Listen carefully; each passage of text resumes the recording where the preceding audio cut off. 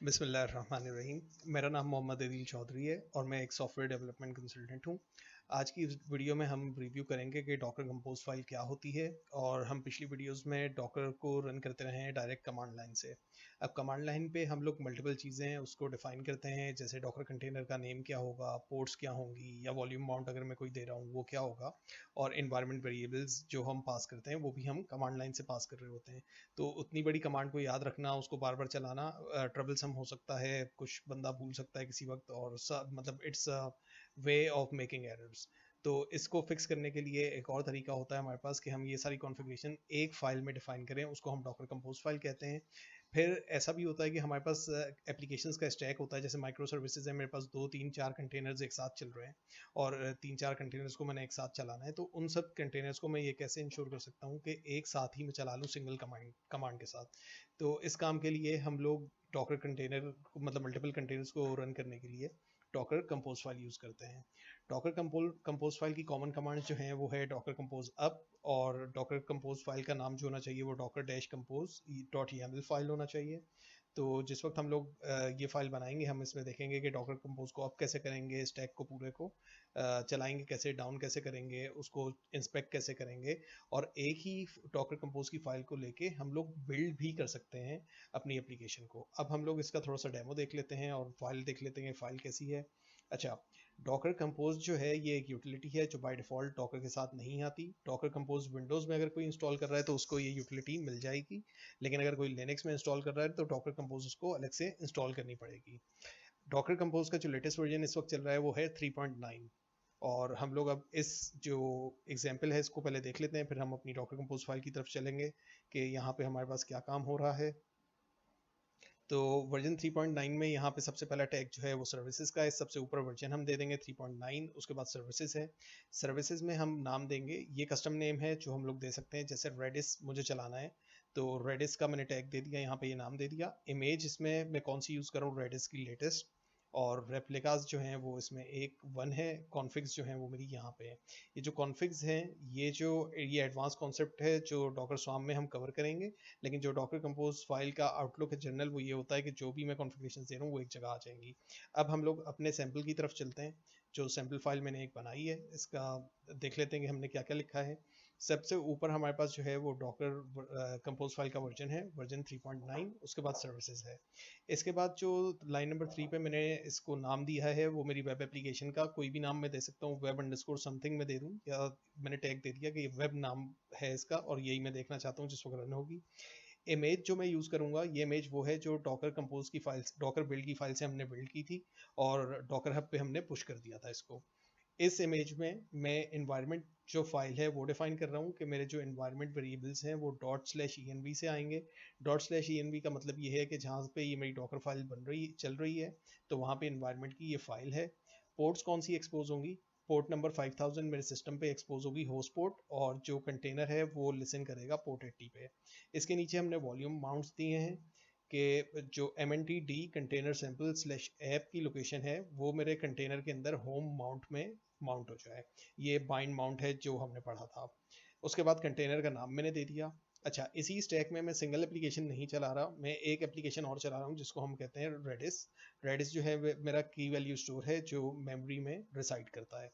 तो इसकी मैंने यहाँ पे इमेज डिफाइन कर दी रेडिस डॉट एल्पाइन, और इन्वायरमेंट में इन्वायरमेंट वेरिएबल मैंने डिफाइन कर दिया। अगर मैं उसको कुछ पास करवा रहा हूँ, ये सिर्फ दिखाने के लिए, दो अलग फ्लेवर दिखाने के लिए कि अगर इन्वायरमेंट वेरिएबल्स लाइन नंबर 6 और 7 पे मुझे पूरी फाइल देनी है तो वो मैं कैसे पास करवाऊंगा, और लाइन नंबर 16 पे अगर मुझे कोई इन्वायरमेंट वेरिएबल पास करवाना है तो वो कैसे करवाऊंगा। रेडिस के केस में शायद ये हमारे लिए इतना यूजफुल ना हो, लेकिन अगर हमारी कोई भी कस्टम इमेज है जहाँ पे हम एक्सपेक्ट कर रहे हैं कि कोई वैल्यू होगी तो उसमें हम लोग इसको इस तरह चलाएंगे।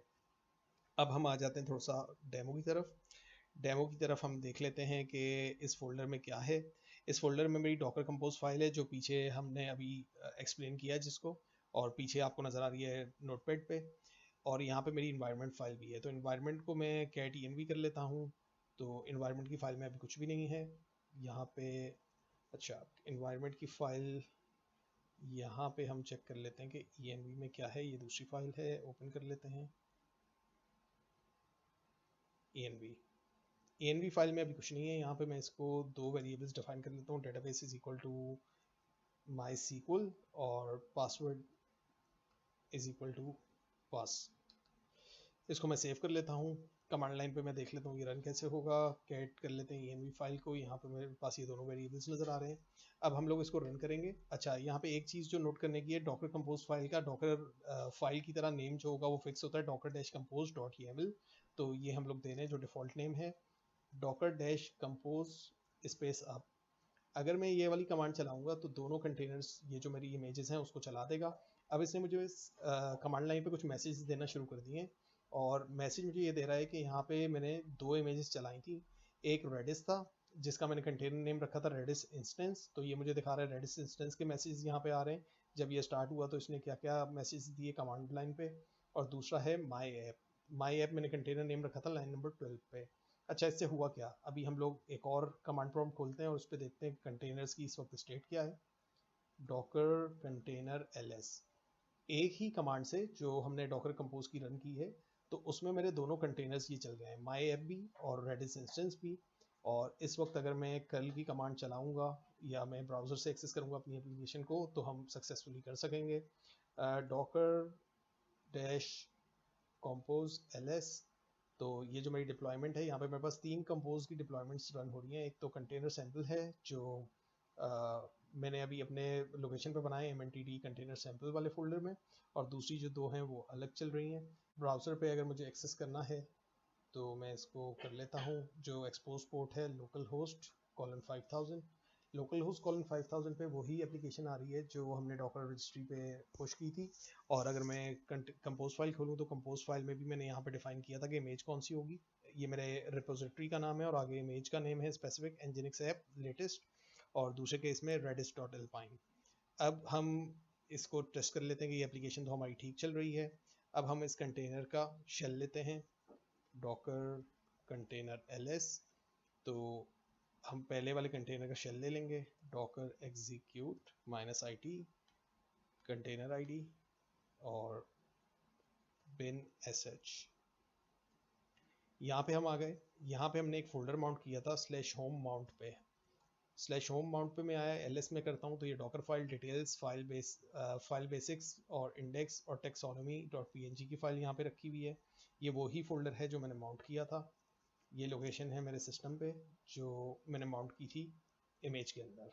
यहाँ पे ये आ गई, और अगर यहाँ पे मैं कोई भी चेंज करूँगा तो वो रिफ्लेक्ट हो जाएगा मेरे होस्ट ऑपरेटिंग सिस्टम पे। अब हम इसको एग्जिट करते हैं। एग्जिट करने के बाद अब जो कंपोज चल रहा है हमारा, उसको डाउन करते हैं हम सिस्टम को, डॉकर डैश कंपोज डाउन। अच्छा, डॉकर डैश कंपोज डाउन जो है उसमें एक चीज़ हमें देखने की ज़रूरत है कि वो चलेगा भी उसी फोल्डर में जहाँ पे हमने कंपोज अब चला है। तो कंट्रोल सी करके भी मैं इसको एग्जिट कर सकता हूँ। कंट्रोल सी करके एग्जिट करने के बाद भी मुझे डॉकर डैश कंपोज डाउन चलाना पड़ेगा। ये प्रॉपर क्लीन अप कर देता है, जितने भी मेरे कंटेनर्स वगैरह होते हैं उनको रिमूव कर देगा। और यहाँ पे इसने मैसेज भी दे दिया रिमूव्ड है। मैसेज में मेरे पास 3 चीज़ें आई। एक तो 2 कंटेनर्स आ गए जिनका नाम मैंने दिया था एप्लीकेशन के साथ, और तीसरी चीज़ है नेटवर्क। डिफॉल्ट नेटवर्क डिफाइन करता है डॉकर कंपोज, और डाउन करते हुए उसको भी वो डाउन कर देता है। तो यहाँ पे हम इस लेक्चर को कंक्लूड कर